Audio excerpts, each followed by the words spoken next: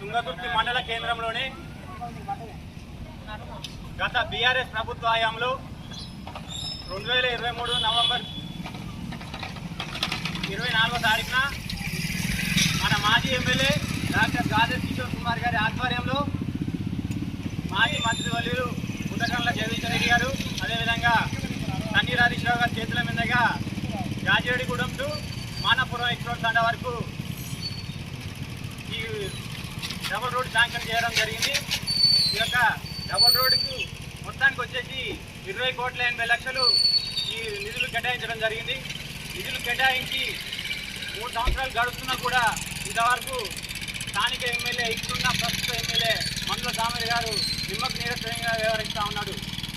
ఆయన గెలిచిన 4 నెలలకే ఆయన గిట ఇదే రోడ్డుకు అయ్యే పైసలతోటి 20,40,80,00,000 రూపాయల నిధులతోటి సేమ్ బడ్జెట్, సేమ్ అదే రోడ్డు, అదే ఎగ్జిబిషన్ కాపీని మళ్ళీ ఈయన వేరే ప్రత్యేకంగా శిలాఫలకం ఏర్పాటు చేసి ఆ మహనీయుల అంబేద్కర్, జగ్జన్రావు గారు మహనీయుల మీకోసమే కాదురా శిలాఫలకం ఏర్పాటు చేసి శంకుస్థాపన చేయడం జరిగింది. ఆయన శంకుస్థాపన చేసి గిట 2.5 ఏళ్ళు అవుతుంది. ఇంతవరకు దీన్ని పట్టించుకోవట్లేడు. దీన్ని నిమ్మకు నీరసంగా వ్యవహరిస్తూ ఉన్నాడు. మేము ఒకటే డిమాండ్ చేస్తూ ఉన్నాం, తుంగతుర్తి ప్రజలకు తుంగతుర్తి నియోజకవర్గ కేంద్రంగానే ఇది పేరుకుంది, కానీ ఈ యొక్క అభివృద్ధిలో మాత్రం ఏమాత్రం నోచుకోవడం లేదు.